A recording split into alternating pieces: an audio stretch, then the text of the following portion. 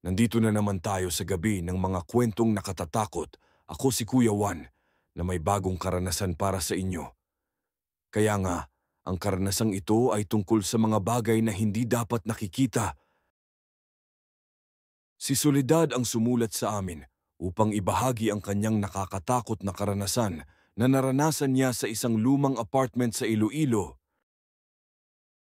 Ngunit, hindi ito ang tunay na pangalan ni Soledad. Ginagamit lang namin ang palayaw para sa kanyang sariling kaligtasan. Kilala ito bilang sanib sa lumang bahay. At kung gusto ninyong marinig ang mas maraming ganitong kwento, mag-subscribe sa Boses ng Dilim YouTube channel, i-like at i-share ang bidyong ito. Sa gitna ng Iloilo, sa sulok ng isang nakakatakot na kalye malapit sa universidad, apartment building na ginawang boarding house para sa mga estudyante. Mura ang renta, napakamurang nakakakaba. Tahimik ang lugar kapag gabi na. Masyadong tahimik na nakasisindak. Parang ang dilim mismo ay kumakapit sa mga pader. Pero may nakababahalang dahilan kung bakit halos walang tumatagal na umupa dito.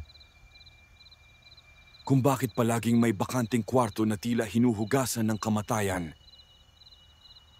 Kung bakit ang mga dating nakatira ay biglang nalilipat sa gitna ng gabi, namumutla at nanginginig sa takot. Ang nakapapanginig na sabi ng mga kapitbahay na matagal nang nakatira sa Iloilo. Isang hospital yan, bago naging apartment. Hospital ng mga patay. Maraming namatay doon noong giyera. Mga dugo ang huling nakita nila. May mga nakakilabot na sanib na nangyayari sa mga nagstay doon.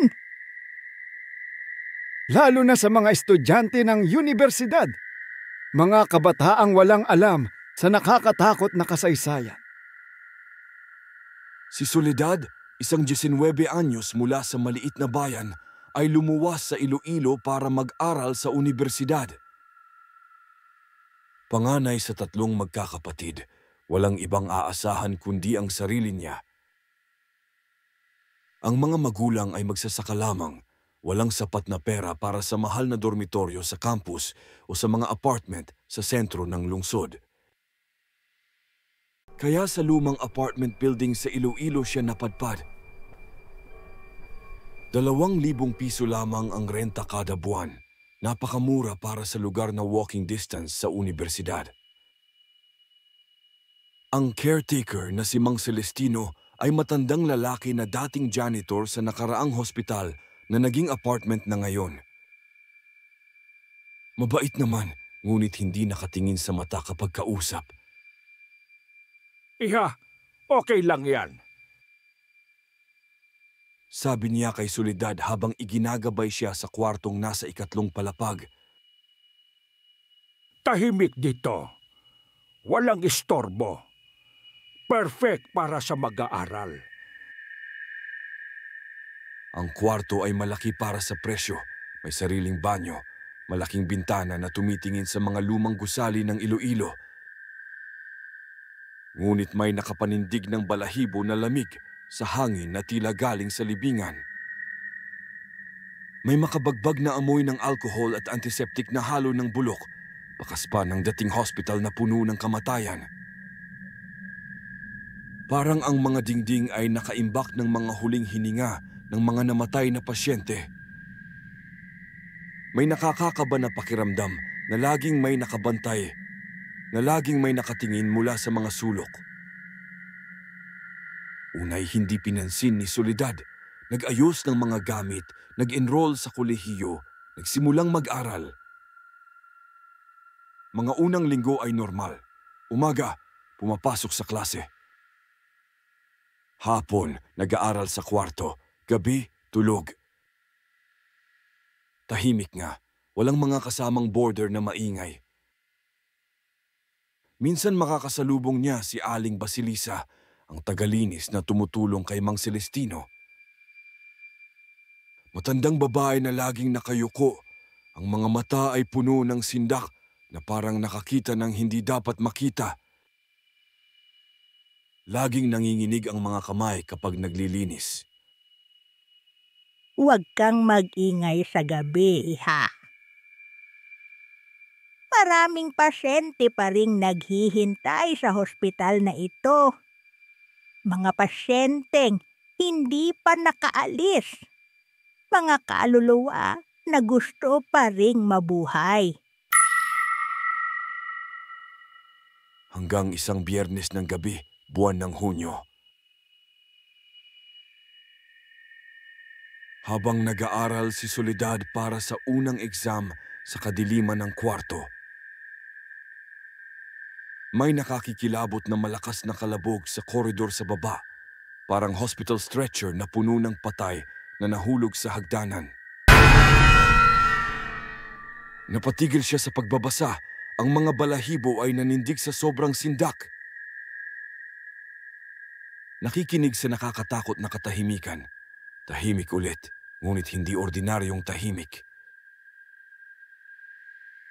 Tahimik na parang ang kamatayan mismo ay dumadalaw. Akala niya nahulog lang ang isang plato o kaldero. Ngunit pagkalipas ng ilang minuto na puno ng kaba, muli itong tumunog. Mas malakas ngayon, mas nakasisindak, parang may nabuwal na upuan o mesa, o parang may katawang nahulog sa sahig. Bumaba si Soledad upang tingnan. Ang mga paa ay nanginginig sa takot. Ang ilaw sa kusina ay nakapatay, ngunit may makamandag na liwanag mula sa buwan na pumasok sa bintana. Liwanag na nagbibigay ng nakakiklabot na anino. At doon, sa gitna ng kusina na puno ng kamatayan, nakita niya ang isang dalaga. Nakatalikod sa kanya, nakakatakot na nakatayo. Nakaputing bestida na parang panglibing. Mahaba ang buhok na parang takip sa mukha, nakaharap sa dingding na may mga mantsa ng dugo mula sa nakaraan. Hindi gumagalaw, hindi humihinga, hindi buhay. Hoy! Sino ka? Paano ka nakapasok dito? Hindi lumingon ang dalaga, tinawag ulit niya. Nandito ako. May kailangan ka ba? Dahan-dahang lumingon ang dalaga sa kanya. Ngunit bago pa niya makita ang mukha nito na tili dumudugo, sa isang nakakakilabot na iglap na wala sa kadiliman. Parang kaluluwa na bumalik sa impyerno. Napatitig si Soledad sa walang laman na kusina. Ang buong katawan ay nanginginig sa sindak. Nanginginig ang mga kamay na parang nahawaan ng kamatayan. Namumutla ang mukha sa sobrang takot. Baka nababaliw na siya dahil sa nakababahalang presensya sa bahay. Baka pantasya lamang ang lahat o baka hindi. Ngunit sa sahig, may mga nakapapanginig na bakas ng tubig na hugis paa. Mga paa ng patay na dalaga, basa pa, at may amoy ng kamatayan.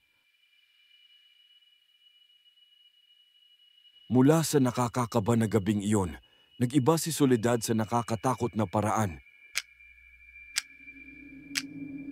Hindi siya nakatulog ng mahimbing. Laging nakaramdam ng nakapanindig ng balahibo na presensya. Laging gising sa kalagitnaan ng gabi, nakikinig sa mga nakakilabot na tunog. Mga hakbang ng patay sa hagdanan kahit walang ibang buhay na tao sa bahay. Pag-iyak ng multo ng dalaga na galing sa walang laman na kwarto sa tabi niya. Mga bulong ng mga kaluluwa na hindi niya maintindihan. Ngunit nakakaramdam na siya ang hinahanap nila.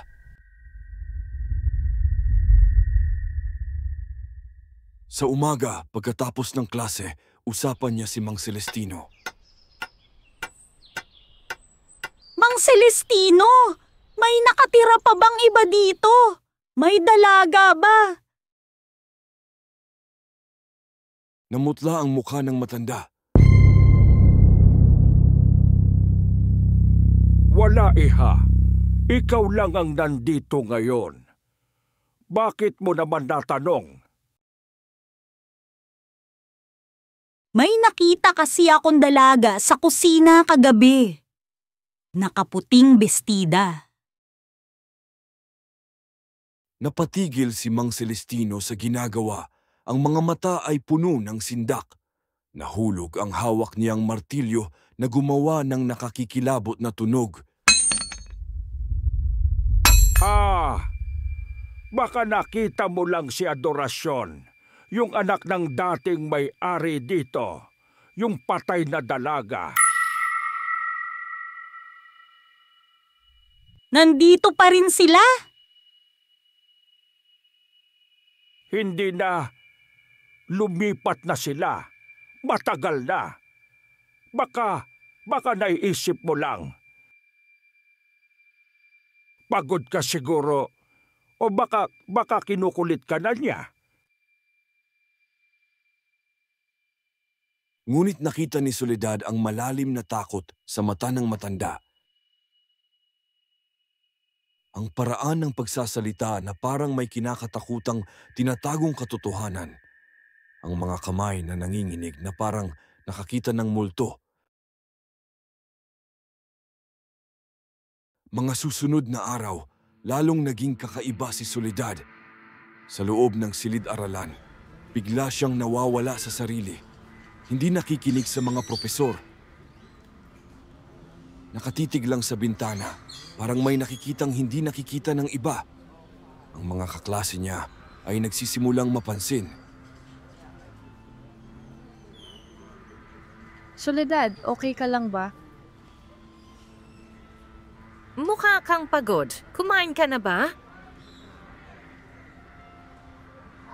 Totoo nga, payat na siya. Hindi na masyadong kumakain. Laging may sakit ang sikmura. Parang may nakabara sa lalamunan. Hating gabi, palaging gigising si Soledad sa nakasisindak na paraan. Nakadilat sa madilim na kwarto na puno ng makamandag na presensya. Parang may kaluluwa na tumawag sa pangalan niya mula sa kabilang mundo. Tinig ng patay na dalaga. Boses ng dalaga na nagmamakaawa sa kadiliman.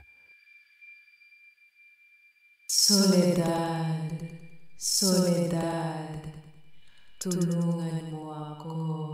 Matagal na akong nasa dilim.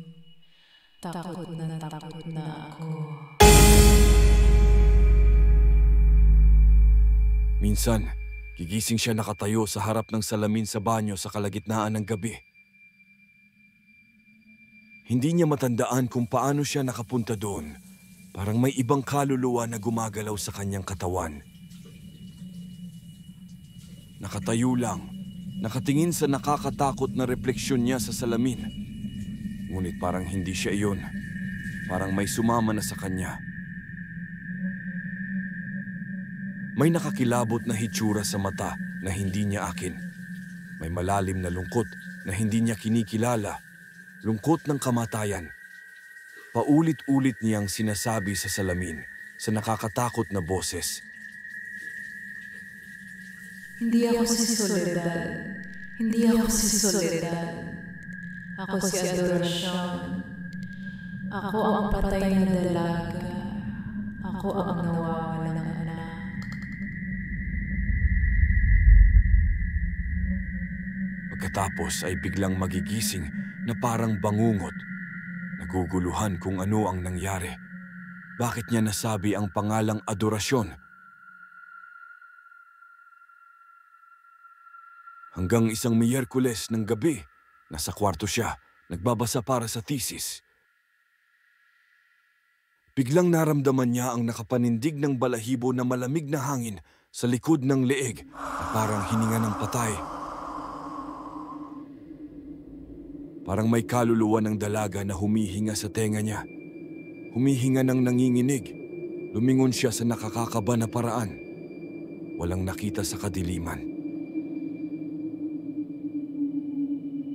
Ngunit sa salamin sa likod niya na nagiging portal sa kabilang mundo, nakita niya ang nakakatakot na refleksyon ng dalawang mukha. Ang kanya at sa likod niya, ang mukha ng dalaga na patay na. Putlang-putla na parang bangkay. Malungkot ang mga mata na puno ng dugo. Nakatingin sa kanya ng diretsyo, parang humihingi ng tulong mula sa impyerno. Napasigaw si Soledad sa nakakilabot na paraan. Ngunit hindi boses niya ang lumabas sa kanyang lalamunan. Boses iyon ng isang dalagang umiiyak na may halo ng kamatayan. Ilabas niyo ako rito, ilabas niyo ako. Matagal na akong nandito sa dilim. Takot na ako. Ang sigaw ay umaalingaw-ngaw sa buong bahay na parang daing ng mga multo. Narinig ni Mang Celestino mula sa baba, nanlamig ang dugo sa takot. Kinabukasan, nagpunta si Soledad sa opisina ni Mang Celestino na puno ng mga nakakatakot na anino. Nakita niya ang matanda na nakaupo sa lumang mesa, hawak ang isang lumang litrato na may mga mantsa ng panahon. Black and white na larawan ng pamilya na parang mga multo mula sa nakaraan. May dalawang matanda, isang lalaki at isang dalaga na nakaputing bestida, ang mismong bestida na nakita niya sa kusina. Sino po sila sa larawan? Gulat na tumingin si Mang Celestino. Namutla ang mukha at mabilis na itinago ang litrato na parang may kinakatakutang sekreto.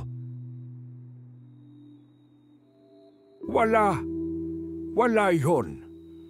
Luma na kasing larawan, mga patay na tao na. Ngunit nakita na ni Soledad ang nakakatakot na katotohanan. Ang dalaga sa litrato, katulad ng nakita niya sa kusina, ang mismong mukha ng multo. Ang mismong mukha na nakita niya sa salamin, ang mukha ng patay na dalaga. Mang Celestino, sino po si Adorasyon? Napatigil ang matanda, nanlamig ang mukha niya. Matagal na katahimikan bago siya sumagot. Noong dekada 70, may pamilyang nakatira dito. Si Don Ignacio ang may-ari ng bahay na ito. Mayaman, negosyante, respetado sa komunidad. May asawa siyang si Doña Filomena at may anak silang si Adorasyon. Huminto si Mang Celestino, tumingin sa malayo. Si Adorasyon, napakagandang dalaga, 16 years old, matalino, masayahin, palaging nakangiti. Favorite ng lahat sa barangay. Ano pong nangyari sa kanila? Isang gabi ng Disyembre, bigla na lang nawala si Adorasyon. Hindi na siya bumalik mula sa paglalakad sa hardin. Naghahanap ang mga magulang niya, ang buong barangay, mga pulis, lahat.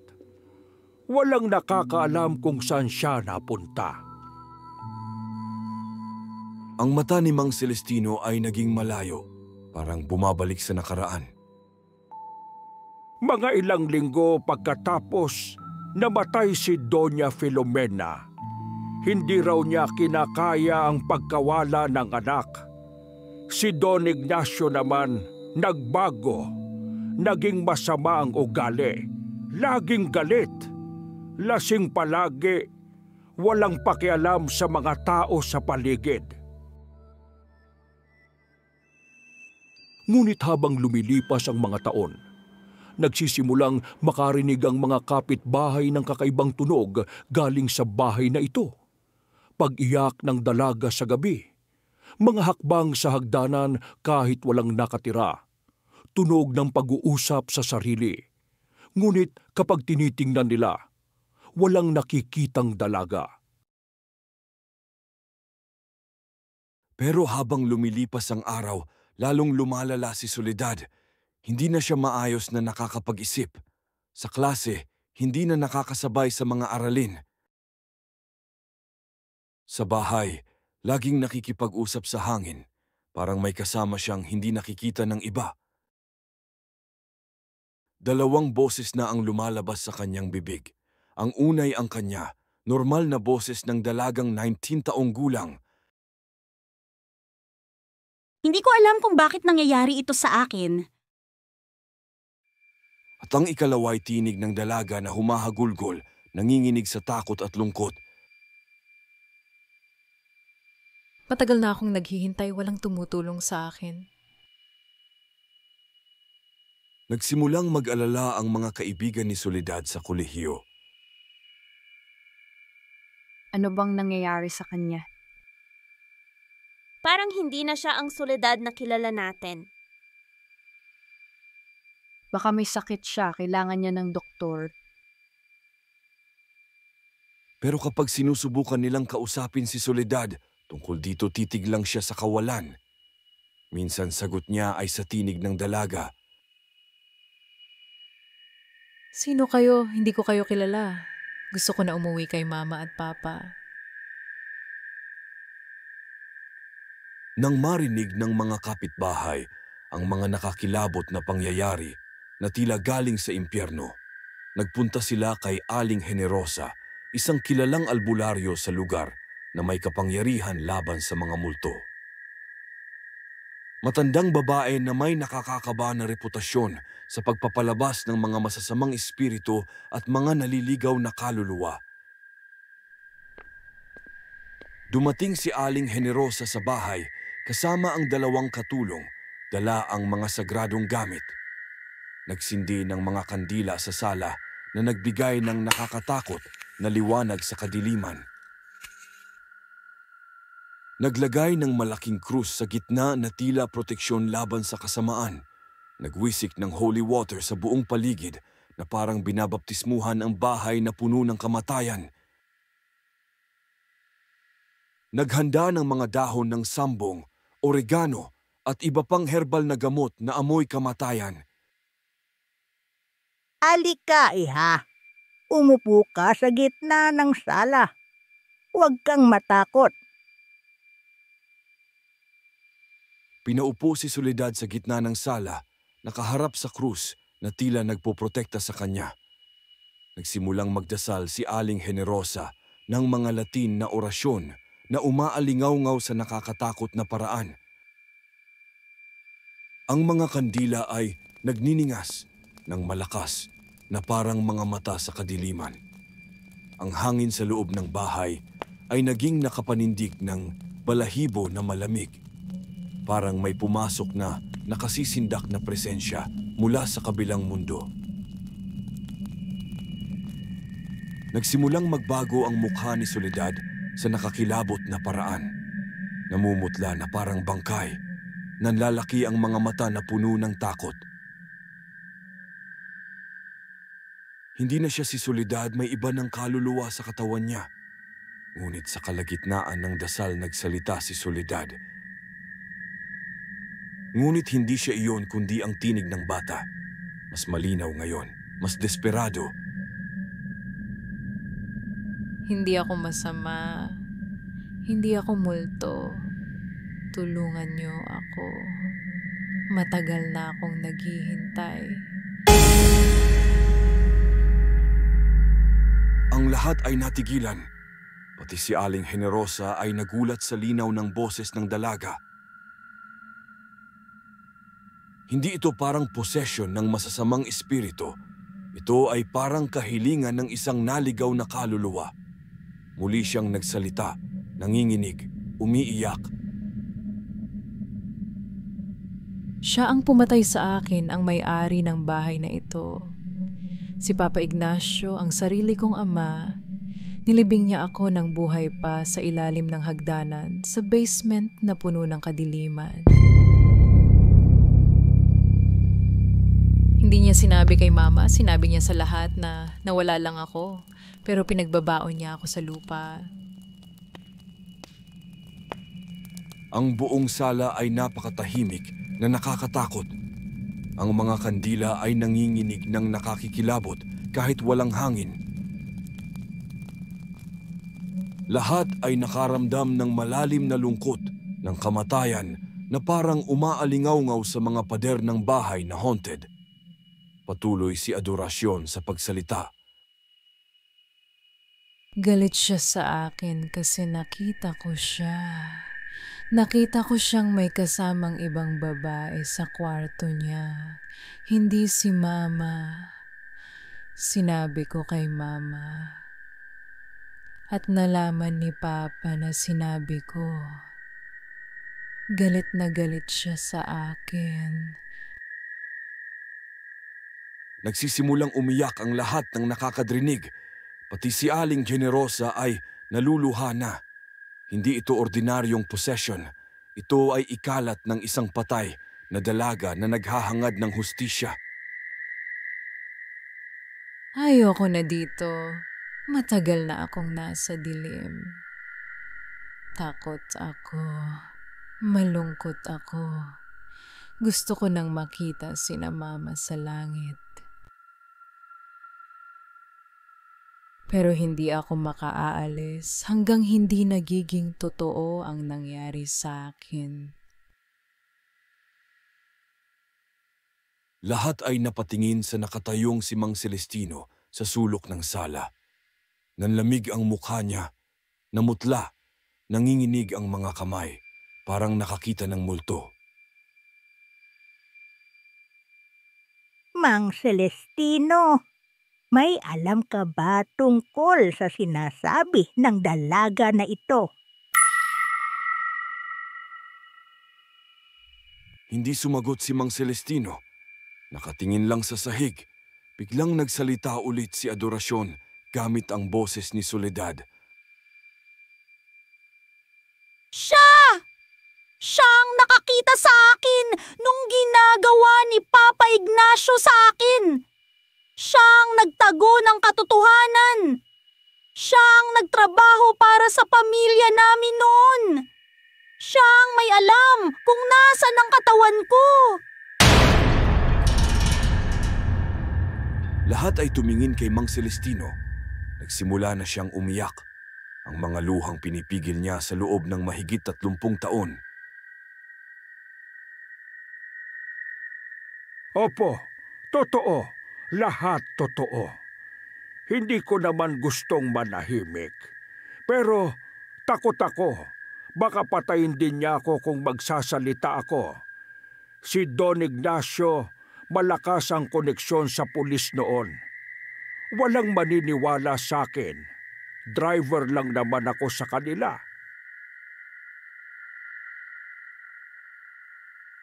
Nang dumating ang mga awtoridad na tinawag ni Aling Generosa, kasama ang mga forensic experts at mga pulis na nanginginig sa takot, hinukay nila ang ilalim ng lumang hagdanan sa basement na puno ng kamatayan. Ang lugar na hindi nakakapunta ang mga tao dahil laging nakalak sa nakakatakot na sekreto. Ang lugar na pinababantayan ni Mang Celestino sa loob ng maraming taon upang itago ang nakakikilabot na katotohanan. At doon, sa ilalim ng mahigit 10 metrong lupa at semento na naging libingan, natagpuan ang mga nakakapanginig na buto ng isang dalaga. Mga buto na naging pulbos na sa pagtagal, mga buto ng inosenteng dalaga. Kasama ang mga natikda ng lumang bestida na amoy bulok. Puting bestida na may lace sa dulo na naging kayumanggina sa kamatayan. At isang maliit na bracelet na may nakaukit na pangalan na nakakatakot, Adorasyon. Si Adorasyon, isang 16 taong gulang na dalaga na pinatay ng sariling ama noong Disyembre 1973. Isang inosenteng dalaga na naging biktima ng galit at takot ng taong dapat na mag-alaga sa kanya. Nanatiling nakabaon sa ilalim ng sariling tahanan sa loob ng mahigit 30 taon. Nang makita ang mga ebidensya, nagsalita ulit si Adorasyon sa huling pagkakataon. Salamat. Salamat sa wakas. Makikita ko na ulit sina Mama. Hindi na ako mag-isa. Hindi na ako natatakot. At pagkatapos ay biglang nawala ang presensya. Si Soledad ay nahimasmasan. Bumalik ang normal niyang boses. Nakakalito pa, pero hindi na may kasama pang ibang kaluluwa sa katawan niya. At ngayon, alam na natin ang nakakakaba ngunit nakakaginhawang tunay na kwento. Ang sanib, hindi pala sumpa mula sa kadiliman. Hindi ito pagdudulot ng kasamaan o kamatayan, kundi pagsusumamo ng isang naliligaw na kaluluwa. Paghihingi ng tulong ng isang kaluluwang matagal nang naghahanap ng hustisya sa nakakatakot na mundo ng mga patay.